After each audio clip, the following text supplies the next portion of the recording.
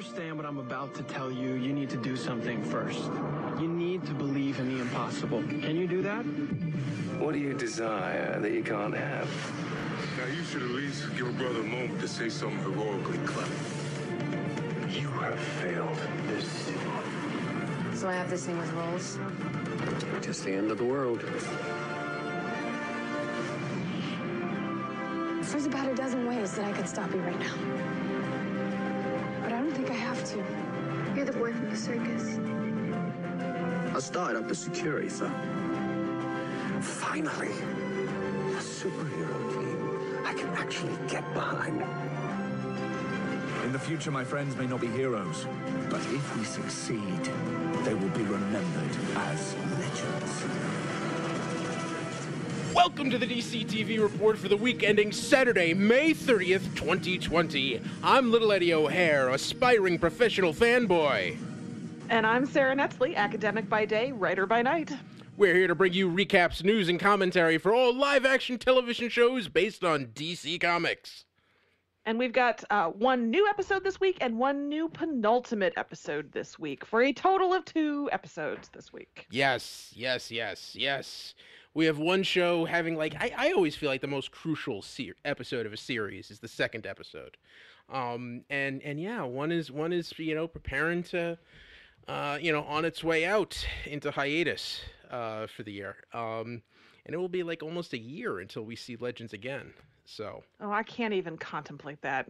Yeah. Because, as always, the show was great this week. And I feel like I can't reach your energy this week. Or your enemy. I can't reach your enemy or.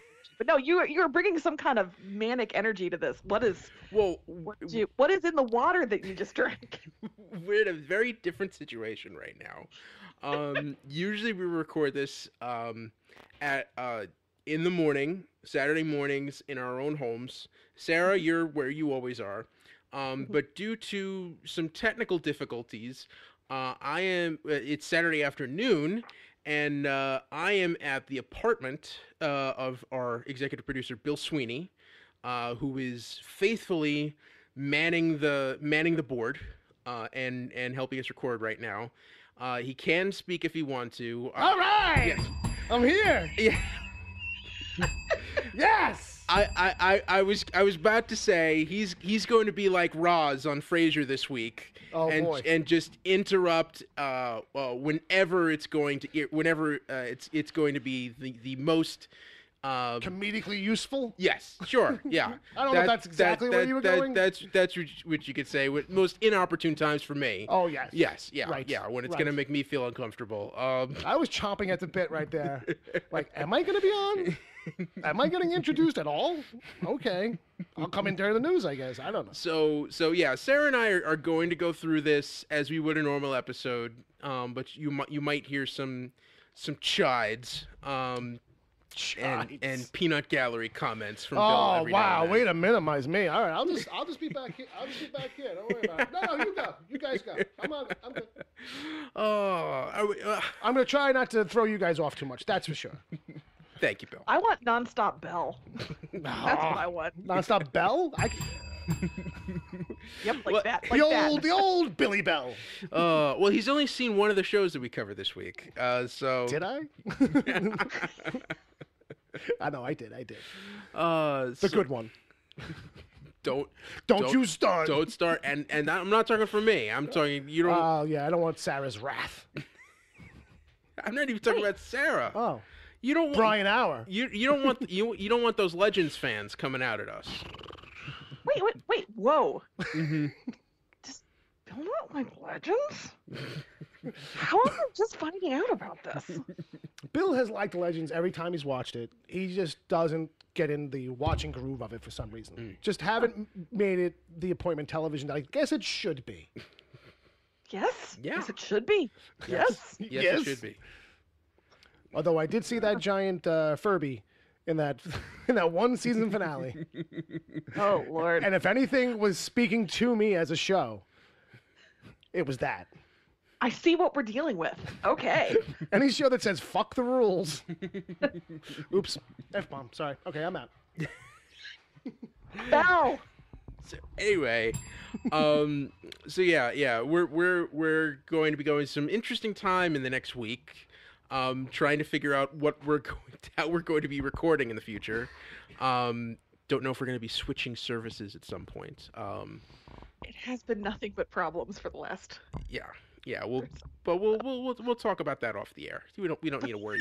You don't need to worry, listeners. With you that. can send your suggestions too. So yeah, Sarah, you doing okay? You enjoying the work from home life? I haven't enjoyed much this week, I gotta be honest. But Legends was great. No, it's good. The weather's gotten beautiful, so that's nice. Yes, sure. How about you? How you doing? I'm good. I'm making do. Getting by. We're all getting by. Yeah. All getting by. One day at a time. Yeah. I do want to thank everyone for listening. Please tell your friends about us.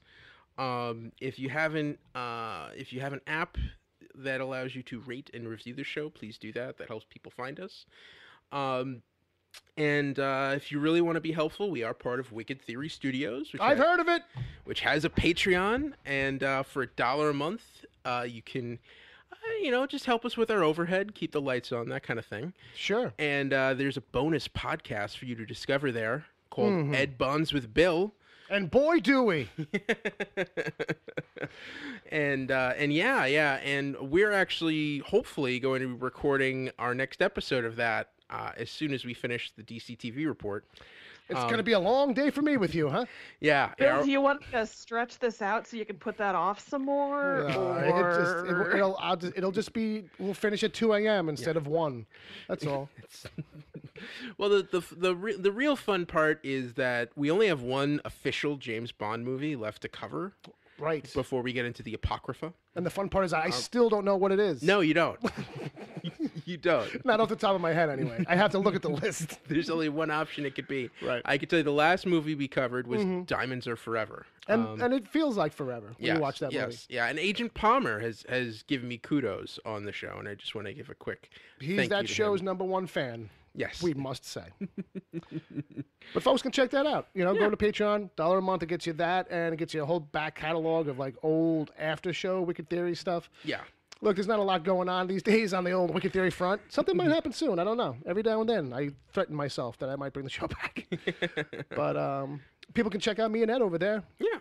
And it's the dynamic you're sampling here a little bit with Ed and me, like kind of going at it. It's nothing but that. So if you enjoyed this banter, we don't go at it. When do we go at it? Well, there's a couple of episodes. I mean, it's a little shticky. Don't get me wrong, but it's all in fun. It's all in good fun. It's all in fun. It's all great. And so yeah. Sarah, you ready to dive into some episodes? Yeah, let's do it. Yeah, we got two this week. This should be fun. First up is Stargirl. Season 1, Episode 2, Stripe. Courtney went against Pat's wishes and began trying the whole superhero thing. Pat started working out the kinks in his robot suit and working out at Crush's gym. Brainwave leaned on his son and snooped around trying to figure out Courtney's identity. Last-minute reveal, Icicle joked with the gambler that he already killed one Starman. He could take out another. Ooh. So this was the second episode of this show. This is what they gave us. It's the second episode of this show, right? Yes. That's some crack reporting you got there, Sarah. I just felt like I had to let you know. Yeah, thank you. No, I feel like it's if it's setting the tone for the rest of the season, okay, this is what we're getting. I can't tell if that's good or bad. Your reaction. Yeah, Sarah, I'm not sure. So, were you not as into this? Not so much. Okay. I at some point toward the end, when someone says to someone else, in all seriousness, the best person to help him would have been him, I lost it. I completely lost it, and not in the way that the show wanted. I'm trying. I'm trying with it. I'm trying, Okay. but I don't know. Can you defend? Okay, so I will say I do understand what you're going in, because a lot of the stuff that I am enjoying about this show is all real, like, Surface? like deep inside baseball fanboy stuff. Oh, okay. So you're digging that stripesy robot suit so much, yeah, that you're letting the show get away with murder. So actually, genuinely, I do think that's part of. I don't know who this bad guy is. He's not been well explained or introduced. No. And so I don't appreciate, like, they've already scrambled his brain. Mm-hmm. So okay, but I don't know what he was doing before, and maybe that's it. Maybe it's just too Easter eggy.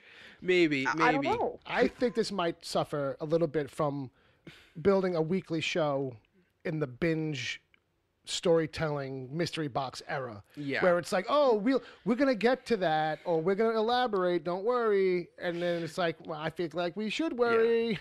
Whereas, like, you know, Pat tells Courtney at one point, Sylvester didn't build the cosmic staff. A man named Ted Knight did. I'm like, oh, they're talking about Ted Knight, the original No, Starman. but we're gonna get to that another episode. But, like, the fact that they mentioned him, it got me all like, oh, okay, they're actually, you know, Jeff Johns knows what he's doing. He's keeping with it. Yeah. And that's the kind of stuff. And I think you're right. They haven't properly explained the ISA, or the Injustice Society of America. Thank you. But I think they are. I do think that Brainwave. We didn't know much about him, but I did find him menacing, and I did like those scenes where he just basically cornered Courtney in a hallway.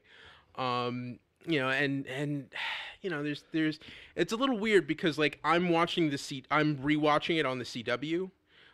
So I'm also realizing, like, the whole storyline between Brainwave and Henry Jr. is a lot of that got excised from the CW cut. So so there's a lot of stuff that might not make sense.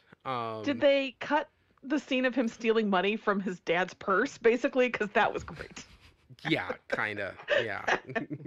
I don't remember a lot of that. Yeah, they must have, because then the conversation he has with his son, the payoff at the end of that is he's like, give me the money. Yeah. Even though we didn't talk about it, I've been in your head and I know that you have it. So just he puts out his hand. Yeah. So they must have cut the beginning off of it too. I would think. Yeah. Yeah. I will say he does ring as creepy, the bad guy. Yes. I definitely wouldn't trust my kids around him. If I caught him in a hallway with that girl, I'd be like, yo, I don't care how far away you are. Yeah. It's not far enough. Yeah. Also, the reveal of Icicle at the end, I mean, just the fact knowing that that's the guy that killed Starman, I think that's cool. However, and Sarah, you'll be able, what was the song that they played all throughout that? Oh, the only part of the episode I liked, Neil Jackson gets to walk into the killer's Who's the Man, was the coolest part of the episode. Oh, right. And if I have walk-in music, I want that to be my walk-in music. It was so great. I have no idea that that's Icicle. I have no idea. I just know that that's Neil Jackson, who played the sexy evil vampire in the Blade TV show, and I'm very glad to have him back on my screen. Okay. So someone did watch that show. Yeah. I was always wondering. Yes, it was actually not bad. I know. I watched a few myself. So yeah, you could see him when he says, "I've already killed one Starman." You can see, like, the cold breath coming out of his mouth. That was like the hint. Yes, he did make things get real cold. Yes. Or stinky. Yes. Maybe he just had bad breath. But actually, I kind of bumped a little bit with that song, just because it is a great song. It is great entrance, but it was also the song that they featured with for the trailer for the movie Vice that came out last year. Right. The Cheney, or 2 years, thing. the Dick Cheney biopic. That first trailer that they put out, that song was all over it, and it was like perfect. And it was kind of weird, just kind of like, oh, this is the Dick Cheney song, because I don't follow music. And Ed watched that trailer so many times. Yes. I went to sleep. I went to sleep every night watching that. I mean, it was on a loop. Yeah. Another one where I don't think that song's in the movie. No, probably not. I hate that one when that But happens. I was pointing at my nose because I thought that's what you were going to say. Just that, like, sometimes music cues can feel a little too on the nose. I didn't feel that with this one, but this is a show that kind of does like its needle drops. Yeah. You know what I mean? And they're not as egregious, I feel like, oddly enough, as sometimes CW shows can be. But the superhero shows don't tend to do it. You know, it's always the Dawson's Creek / you know, 5 kids who live in a house together, but there's no parents or whatever. Like, you know what I mean? Those tend to have nothing but, like, needle drops of contemporary music. And this is a show that kind of, like, goes all over because it's like an old car. Once in a while, we get something from the 50s. Like, I don't know why we get doo-wop once in a while, but okay. Well, that's kind of the weird thing, because, like, JSA is all golden age, like 40s and 50s, so that's what they're trying to harken back to. But it was only 10 years ago on the show. Yeah.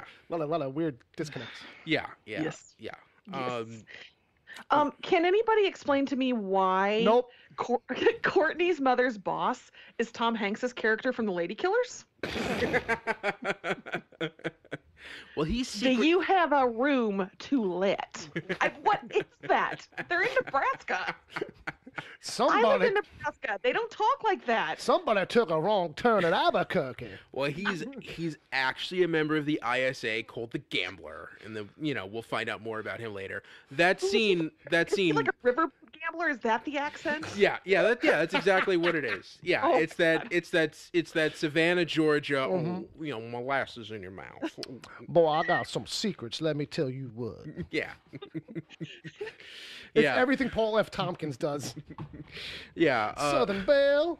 Yeah, that scene where he asks for ideas and then just tells Barbara no to all of hers was also excised from the CW cut. And meanwhile, that's like a... Don't get me wrong. It feels like a lot of build-up to go to a thing like you see coming a mile away. But it's like, why would you... I don't know. Sarah? I mean, that's just every woman in a work meeting. Well, how about this idea? Oh, that's no. How about this one? Shh, no. He really should have said, "Are you a female trying to suggest ideas to me?" Well, the vibe I do declare. Yeah. Well, the vibe I got from that is that, like, he didn't actually want any ideas from anybody. Correct. No, absolutely. Yeah. And the rest of the staff already knows that and just don't even bother. And I'll just say this about her, still chiming in anyway, that when you're the new guy, I don't know, you got to read the room on day one, and, like, she was not reading the room. Like, nobody was fessing up anything, and it wasn't because they were giving her room. You know what I mean? It was literally like, there's a vibe here. Catch it, girl. So, I did enjoy seeing the montages of, like, Courtney sneaking into that home ec class and creating her costume. You say creating her costume, I say destroying school property, but continue. Both can be true. Both can be true. I just love that she seems to take in oxygen through her belly button, so I appreciate that she made sure her costume accommodated that. It's all about getting that midriff out, no matter how small or large. Yes, and Breck Bassinger was on Fat Man Beyond with Kevin Smith and Mark Bernardin recently, and commented that some of the wire work stunts are difficult because they had to create a special harness for her. Because usually your harness would go right where her midriff is. Oh. So they had to create a special harness to go different ways, and sometimes that made stunts uncomfortable. Listen, belly button's important on a character, okay? We need to know that they have one. Or is it innie or is it an outie? Because outies, we're not having that on TV. Okay, if I may, there was it the CW had a show called Kyle XY where he had no belly button? Like, that was the point of the show? Yes. Yes. So this is just proving that she's not an alien or whatever it was that he was. I didn't watch a second of Kyle XY. Why do I know that much about that show? There we go. It's the same world, and it's been a law introduced where everyone must show their belly button. Yeah, well, I mean, that's also a generally accepted convention in science fiction is that clones don't have belly buttons. There's no umbilical cord. Yes. You know. Which to me, I argued that against a teacher who tried to be oh cool and smart. I'm like, well, how would you feed it in a tube anyway? You do need the umbilical cord. Okay? Even if you have to make it.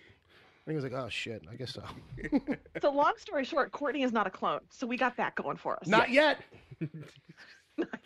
But it would explain why don't worry about that guy who may or may not be your dad. All right. Which is somewhat lame. I will just say this about the show as we move on. I guess we're about to move on. That it does do something that infuriates me. I know this is a show that you two do, but I'm here, so I'm sorry. And that, it's a lot of, don't worry about that right now. Oh, we're going to get to that. I'm like, with shows, like, guys, we are past the point where we can't do that anymore. Just don't have a character acknowledge a thing for another character to go like, oh, no, we'll get there. But let's worry. You know what I mean? Like, yeah. It's all that like, oh, it's a secret, but it's not. We just don't have time right now. Kind of like way to acknowledge a thing, but not acknowledge a thing at the same time. Yeah. I feel like that this is a show that's going to do that for a while. To save it all up for like one big episode where we get like the big download of info or some shit. And it's like, I don't know. Anyway. I want to know how you as a, 15-year-old girl go from, oh my God, Pat's moving us to Nebraska to, I have to face him. Okay, that was quite an escalation. Nobody says I have to face him. What? Well, that was just, she really embraced the superhero lifestyle real fast. She's like, well, if I'm not going to have a gymnastics class at this school, I need a reason to do. Fight supervillain. There you go. I need a reason to do my flips and my turns. Hey man, if all of a sudden this cosmic staff showed up and started talking to you, even though no one else can listen. It's just kind of like, hey, sometimes you want a reason to use those powers, and she's always wondered what happened to her dad. So she's trying to get answers. That's all it is. I guess she doesn't watch TV shows because if my mom was like, don't worry about that guy who may or may not be your dad. And then, like, your stepdad was like, don't worry about that guy that may or may not be your dad, that you have a faded picture of in a locket. Don't worry about it. Like, yeah, I'd be like, yeah, you're all hiding shit from me. Yeah. Anyway, I also did enjoy the montages with Pat working out the kinks, tinkering with the Stripe robot. I just think that's really cool. And I did like Courtney just being like, man, you guys sucked at nicknames back then. She's not wrong. Accurate. And also Crusher. Pat started working out at Crusher's gym, so we're terrible side plot. Yeah. Look, you show up and try to take a cookie out of my hand, you're pulling back a stump. That's all I'm saying. So. Yeah. Also, I find it funny that like IMDb has already told everyone who Crusher is going to end up being. Yes. Not everyone. I'm not saying. Okay. Oh. Well, I'm glad that now I know that I have something to hold over his head there. There we go. Oh, I'm so nervous. I'm so nervous. But also, that final battle I thought was much better than the action scenes in the first episode. Seeing her take on Brainwave and bail out Pat. And kind of make him realize that like, no, we can actually get something done if we work together. We'll get more done working together than trying to hide working on the same thing behind each other's backs. Mm-hmm. Yeah, that's all you need to know about our household was both of us were just like, you gotta kill him, like he's down. You gotta kill him. Yeah. Are we not doing that? Are we not? Oh, it's that kind of show. She's a kid. Guess you don't want to make your 15-year-old a murderer. Which, like I have been wondering, like, what are the things that are going to be different about this show? Because it was designed intentionally to be on the service, right? Yeah. So, like, on the DC episode, like, they drop an A-bomb in the first episode. Someone says asshole. Like, you know what I mean? So, like, they are going to try and shoot for a tone here or there. Yeah. But I guess not that tone, not 15-year-old murderer, white girl. Also, like, did you see Titans? Did you? Did you not watch Titans? Did you like? Yeah, that's true. That's a show that made you think it was going to be one thing and then constantly was not. Yeah. Fair. Yeah. Fair. So all right, fair. Yeah. Fair. So I think the fact that asshole is the most that this show went to, I think that's progress. That's true. You know. That's true. We're going somewhere. All right. And I will say that last second tease at the end. Oh yes. I don't know why the Hulk is there, but it's interesting. It's Solomon Grundy. I know. Grundy's there, man. It's Grundy time. Wait, that wasn't Doomsday? Ah, man. Oh man, I thought this was going to be a Snyder Cut thing. All right. There's no news for Stargirl, right? Nope. All right, on to our second show for this week, which is DC's Legends of Tomorrow. Season 5, penultimate episode, the one where we're trapped on TV. Zari Prime blew herself out of the totem and discovered that the Legends had all been mind-wiped and trapped across the television landscape.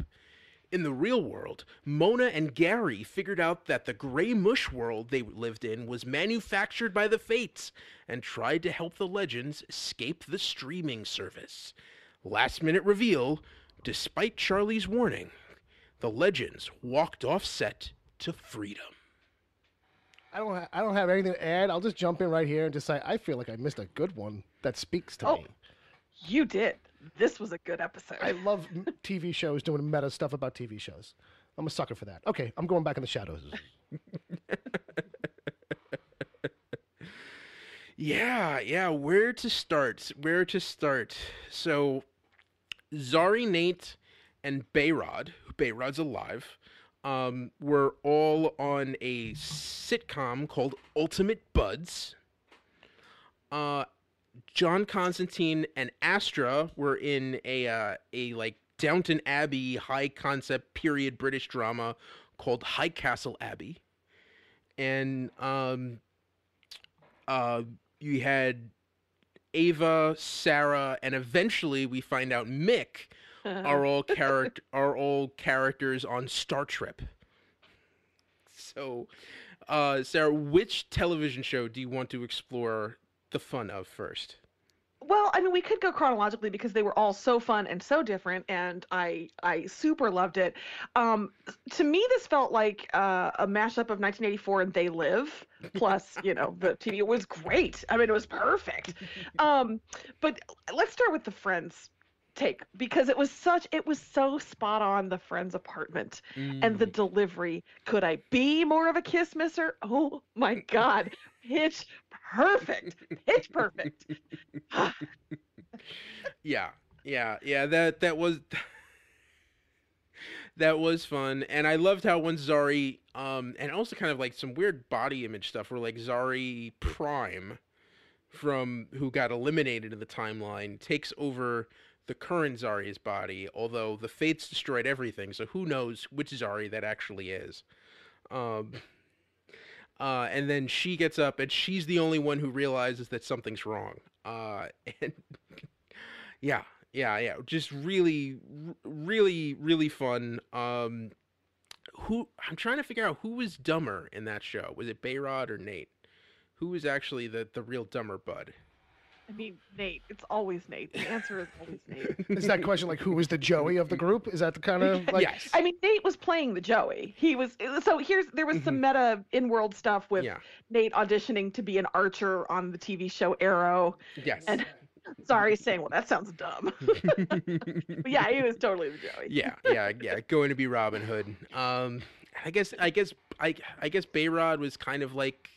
Was he more like, I barely watched Friends. Was he more of like a Chandler or a Ross? Or was he sort of like an amalgam? I don't know that he was any of, I have seen Friends. I don't feel like he was not any of the Friends necessarily, and Nate was kind of a Chandler, Joey mashup. I would say there was no Ross because Ross sucks too much to be spooked. So, you're welcome. Screw you, Ross! Sarah said it. Poor David Schwimmer. But I also super enjoyed Mona's fandom all the way through this. There's no ghosts in Ultimate Buds. And actually, we kind of glossed over it, but Gary as the wild-eyed, wild-haired prophet, trying to attract your attention was great too. The setup was so fun. I just love me an alt-reality take, and then you do the TV homages on top of that. This just hit every sweet spot that I was looking for. So it was amazing. Now, Ed, did you watch? Yeah, you watched Downton Abbey because you live with an Anglophile mother, yes. right? So you are a Downton person. So did this one speak to you more? Well, it's kind of like I saw the Downton Abbey movie, and I caught a lot of that show through osmosis. So I was familiar with the concept. Oh man, that part when they robbed the bank, crazy shit, right? Oh, maybe not. So seeing Constantine as a button-down butler. That was good. At one point, he shows up with rolled-up sleeves, and I was just like, "Yeah, I would watch this. I would watch this." And I feel like Matt Ryan must have done all of those shows. I feel like, because the BBC just has a rolling rotation of period. I feel like they're contractually obligated to pump out an adaptation of every Dickens novel and Jane Austen novel at least once every 20 years. So there has to be some upstairs downstairs show running at all times. Yes. 100%. Yes. Yeah. I also just watched the first episode of The Last Kingdom and realized every vaguely medievalish actor in England that wasn't on Game of Thrones is in The Last Kingdom. So that's part of your hypothesis there. And yes. Yes. Yeah. And I mean, right now, I think the show my mom's obsessed with right now is Belgravia on Epix, which is kind of like that. Yeah. That makes sense. That tracks. Scratching that itch for her. But also kind of Astra getting her mom back, but not realizing that she'd missed her mom. I thought that was kind of a weird dynamic. So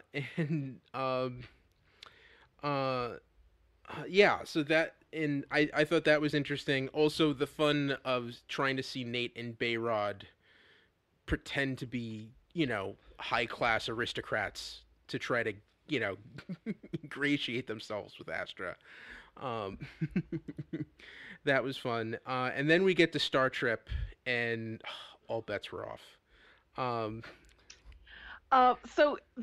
I'm going to get out of your way so you can say all the things about this. Yes. But I just super love that both the men and the women had their legs showing. That was some great equal opportunity objectification. Slow clap, slow clap, slow clap. Now you say things about and to me, yes, that is the exact probably purpose of that show in the mind of a teenage girl, how they would make Star Trek cool. Sure. Where everyone's wearing shorts. There's two female captains. Nice. And they get along? Yeah. Well, no, that's the fun thing is they're constantly contradicting themselves. Oh, good. And the crew doesn't know which captain do I listen to. Oh, okay. I really do have to watch this. Yeah. And then of course, Zari and company all show up as Gromulans. Oh well. And I gotta say, Matt Ryan is unrecognizable without the Constantine blonde. I had to stare at him for a long time before. Okay. All right. Okay. Yeah, and the fact that the payoff at the end, and this doesn't happen until the end of the episode, that you find out that Mick Rory is the Khan of that show, and he's got the Montalban hair from Star Trek 2. The mullet, the mullet, the chest. Yes, got the chest. And you could tell he did not want to leave that show. He was. Can I just do this? And I super loved the quick cut to his baby mama, who was just like, "Oh, that guy is cute."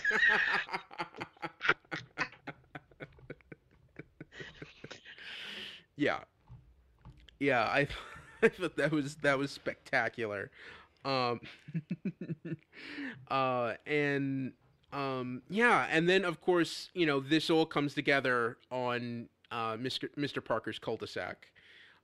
And god damn it, why couldn't Brandon Routh have come in and played that character? That, and I wondered did they not ask him? Did they ask him and did he say no? Because it really didn't make any sense I don't know why they did that character if they didn't have Brandon Routh. It just doesn't make any sense to me. Make it something else if you don't have Mr. Parker back. I don't know. That was disappointing. Although I will say the actor they got to replace him did a great Mr. Rogers vocal impression. Well, if you remember, that's the guy who was Mr. Parker in that episode. What was no? See, that's all I could see. Yeah, because in that episode, in that episode, Ray is talking about how I loved this show as a kid. Okay. And then and then he just wore the sweater in that part when during the climax. Literally all I remember is Brandon Routh in the sweater. I got to be honest. Okay. But okay, that makes more sense. But still, I wish they'd, especially because I don't think this is on next week's episode. Next week on indicates that maybe half of that pair is coming back. So it's just kind of strange that they got her back. Whatever. Yeah. By the way, before we skip over it, can we please talk about Sarah Lance delivering Shatner-esque cadences with her dialogue? It's good acting. It was good. And Ava had a spot on Leonard Nimoy. Yeah. But she had the blonde chop, not black hair. It was great. Basically, Bill, you gotta, like, we told you everything that happened, but you really should. It's not the same. I'm sure there are just dozens of little bits and nuances that are getting left out that will be worth my time. As a producer, I would like to just jump in real quick and say that I ran to the IMDb to check on Matt Ryan to see if there was any real standouts of English stereotypy kind of shows. Only real standout here that I know off the top of my head is The Tudors. He did like 3 or 4 episodes on that. But there is something that sounds so English, I can't leave it out. And it's a movie. It's called Miss Pettigrew Lives for a Day. Oh, Miss Pettigrew Lives for a Day, of course. He was in Miss Pettigrew? I read the book and saw the movie. That is very British. He was Jerry? I don't know. Or it's with a G, Gary? Who knows, because they're English? It's Jerry. Might be Yerry? I don't know. Yogging or jogging. I don't know. It's a soft J. I don't know. I know somebody's probably like, Bill, how could you skip over the fact that he was in Nuts and Bolts or Mine, All Mine? I don't know. It doesn't say what's BBC and what's not. And I don't want to get lost in jumping around. But that's it. Back to you, Ed. In the newsroom. So the Tudors have Henry Cavill and a Matt Ryan appearance. I need to watch the Tudors. Obviously, this is neither here nor there, but I think it's hot. You might have to watch it alone if you know what I mean. Remember that's a Showtime show, so yeah, it's gonna get spicy. That's the one streaming service I don't have. Oh, damn it! Sorry. He did 1 episode of Torchwood. Well, then I have seen him in something. He can disappear into a character. That's his greatest strength as an actor. And plus, you know what? He's had his hair probably brown in all this stuff, and we learned that Sarah can't recognize him unless he's got blonde frosted tips. Accurate. He could be standing in front of me right now, and I'd be like, "Hello, kind stranger."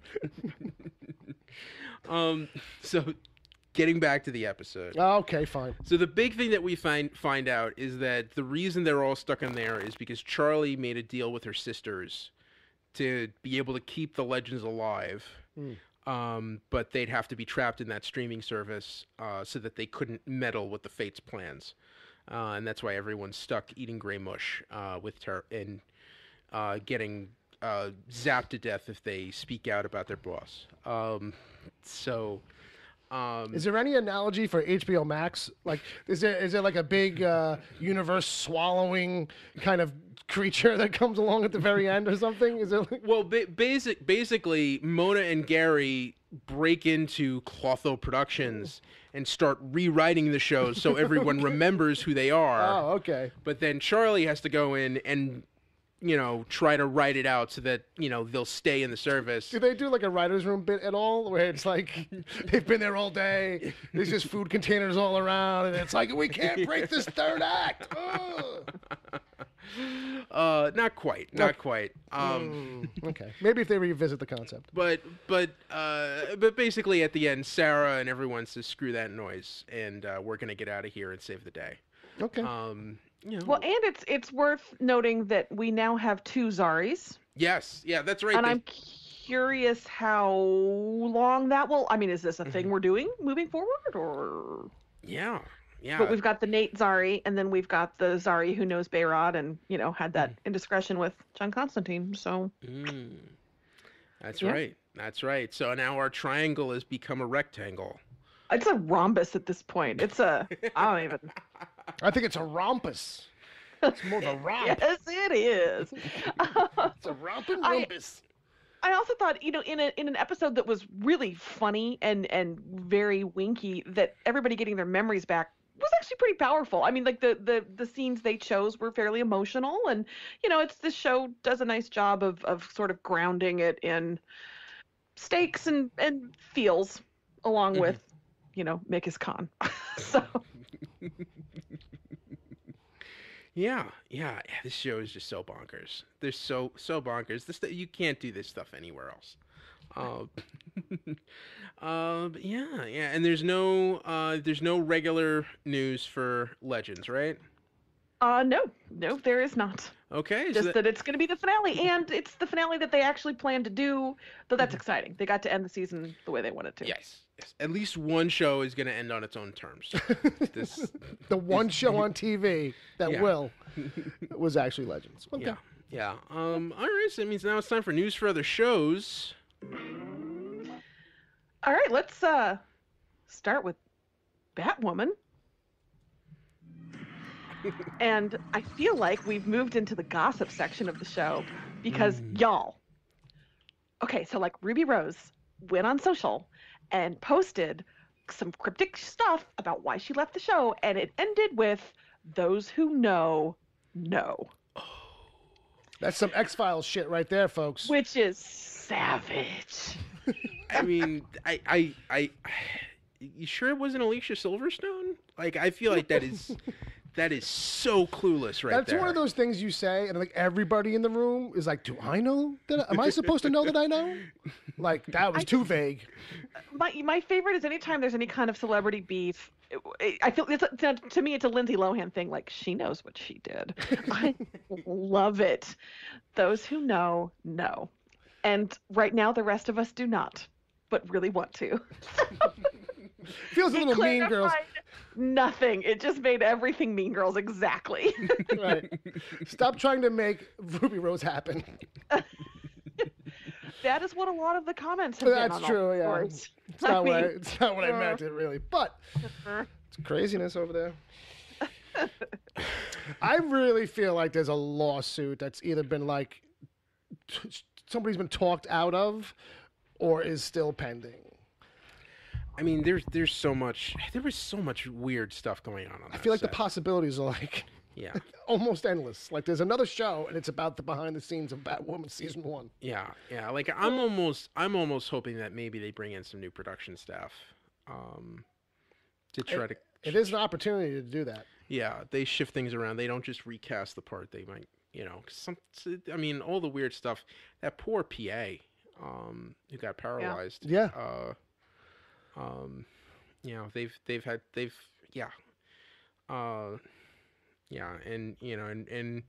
Ruby Rose almost got paralyzed, doing stunt work. Mm-hmm. A lot of they need to get their shit together. Oh, you think?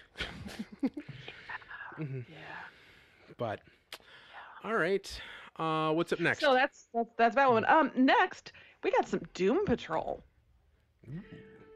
Which we are knocking on the door to June, and it's premiere month date. And so Doom Patrol is going to be the only DC Universe show that's also available on HBO Max, which some HBO Max subscribers are a little frustrated with, that they were kind of expecting more DC content on HBO Max. But of the DCU shows, this is the only one. And if you read between the lines on the articles about it, it seems to be because DC Universe needed a cost-sharing model to afford the second season of Doom Patrol. So they needed HBO Max's money, basically, to get Doom Patrol up and running. So that's why we're getting it there. I'm assuming if they didn't need that money, would it stay exclusive to DC Universe? Presumably. Or they might not have done a second season. Yeah, which would have been terrible. Yes. So. And for the record, the other DC property that's going to be on HBO Max is Batwoman. All the rest of them have that Netflix deal. So if you subscribe to HBO Max, not only do you not know how to watch it, but there's not going to be a lot of DC content. There's a lot of flow charts and graphs and manuals related to HBO Max. Some of them are like about what's coming, what's available, when. Some of them are just like how to find it, how to use it. Yeah. Then there's other ones that are like, are you entitled to having HBO Max? Are you subscribed to the right HBO service that gets you HBO Max? Yeah. In your heart, do you believe in HBO Max? Do you really believe? Have you found our Because savior, we're not. our Lord and Savior, HBO Max? Ask me how. Yeah. I mean, for me, the other thing about HBO Max that's Confounding? yeah, is that they have all of the DCEU movies. Yeah. And they have all of the Well, those are the things that matter to Warner Brothers proper. and they have the 4 Batman movies from the 80s and 90s. Sure. You know, the Tim Which Burton, we don't need all of them. Schumacher, but they don't have the Christopher Reeve Superman movies, which is Where do those movies live right now? I don't understand. Everywhere else? I mean, according to Just Watch, they're only available for rent. And maybe The world needs free streaming Superman. That's all I'm saying. Yeah. But they're on. Wait, so they're on the DCU? No, 1 is on DC One Universe, is- but 2, 3, and 4 are not available for subscription anywhere. I can't. All right. So, I do not have the answers, Ed. so that's your Doom Patrol news. Okay. Oh, actually, no. There's a little bit more. Also, Just kidding. Roz. I'm going outside. Well, I'm going outside for a smoke. I don't know if she ever said that, but I feel like she could have. just real quickly, Mark Sheppard is going to be back for season 2, playing Willoughby Kipling, who I like to think of as older, even more rumpled Constantine, which is a compliment, by the way. And we do also have a first look at Dorothy, the chief's daughter. If you go to EW.com and look for Doom Patrol, you will see that. And she's cute. That's real cute. Cute as a button. How How old is she? She's like 60. No, she's a child. She's a child. She's a child. I mean, she was born in the early 20th century. Well, I was going to say, it's Doom Patrol. Like, nothing matters. Like, even if I told you she's 16, it doesn't mean she was born 16 years ago. Yeah, she could be 16 and, like, trapped in a rat's body. Like, I feel like that would Right. be in keeping with Doom Patrol. Just I've been living in a pocket dimension inside of a literal pocket. And I'm wondering if she's going to get excited when she finds out her dad is James Bond. Well, you would. You would. If anybody would. So that is the Doom Patrol news. Moving on to Lucifer. This is good. This is the best news of the week, I think, and that is that Tom Ellis has signed on for season 6 of Lucifer, which means we should be getting a season 6. Like, that was the last impediment from what all reports are indicating. So Right. Ed was very excited. All right. There was some fist pumping just now. Yeah. Really. You know what? If I was the wind, I'd be injured. I needed a win. You know? I was the wind, I'd be injured. He was punching the wind so hard. Just punching the air. Yeah, we did need that win.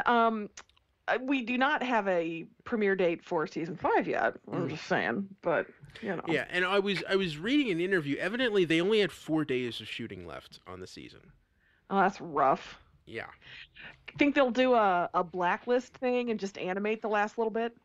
Did everybody? Claymation.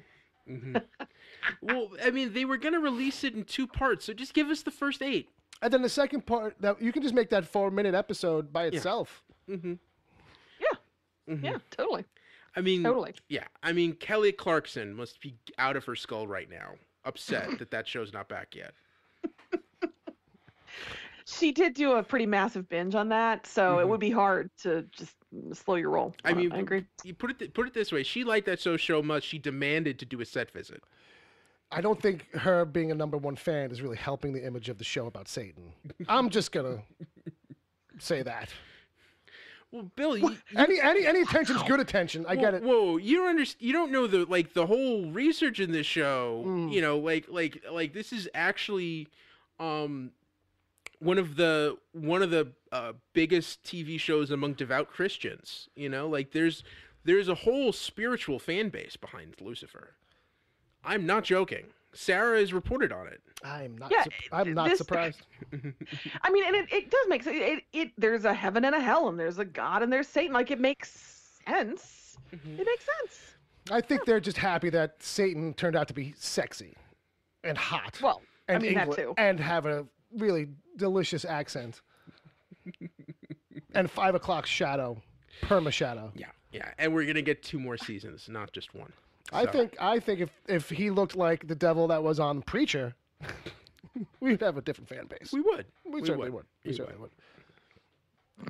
All right. Okay.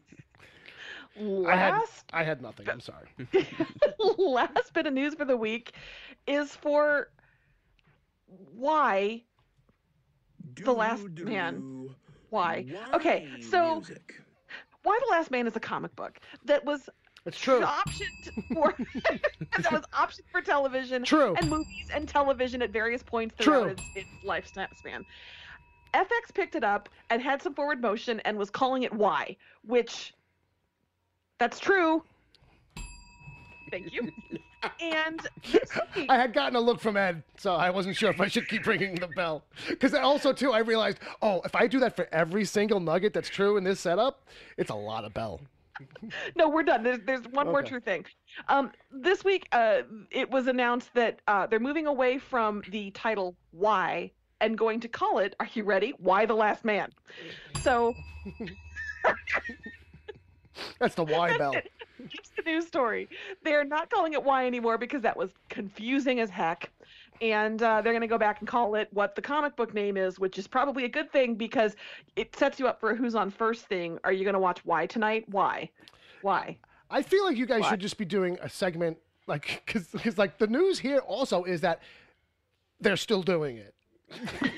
Like there should be a Why Watch. Yeah. And it's like, all right, folks. Yeah. As far as we know, it is still in development because no one has said it is not. Yeah. They still think this show is going to happen. Yes. This kid is going to age out of the role. Well, no, they already replaced him once. I know. Yeah. So I know. That kid all of a sudden, all right. So yeah, they're making decisions. They still think that show's going to happen. So okay. All right. Is Jodie Foster still attached? No, it was Diane Lane. Either or. Is anybody of real caliber still attached? Amber Tamlin? Yes. Question? Yeah, she was meant to play Hero. Okay. So. All right. Yeah. All right. No, I always liked that casting. That was good. Hopefully she's still around.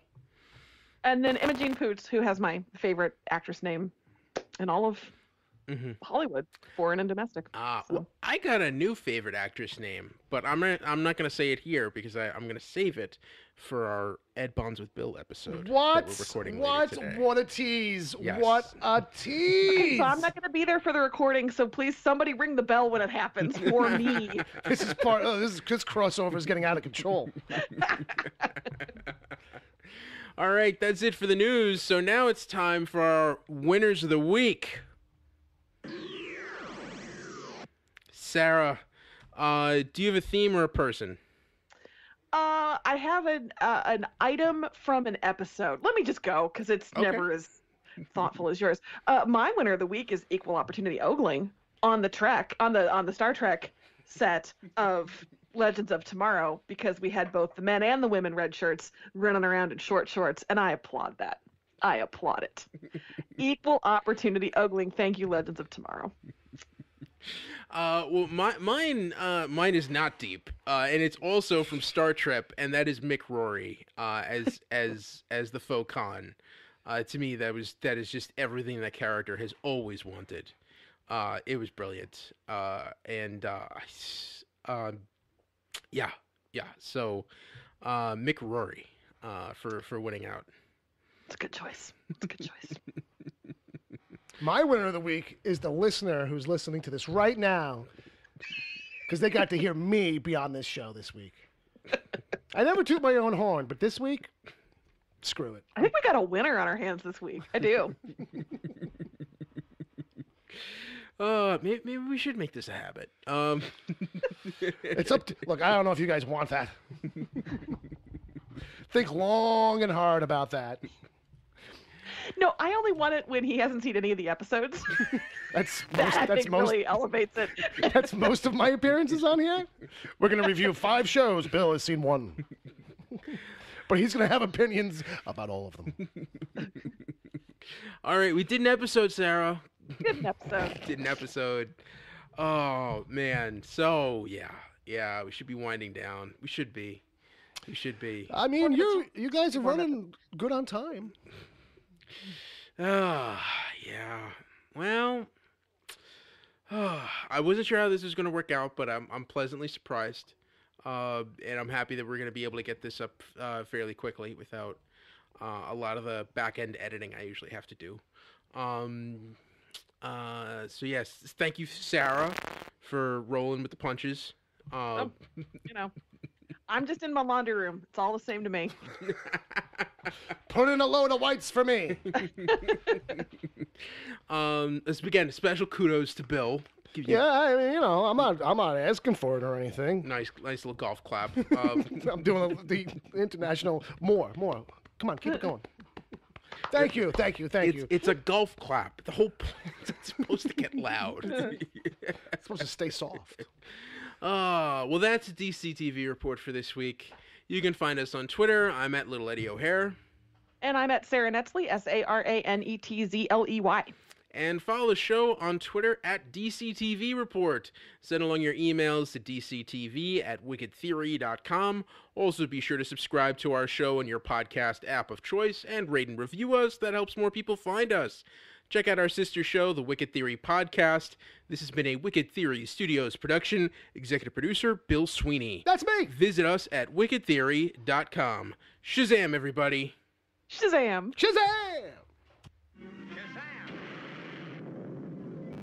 And I'll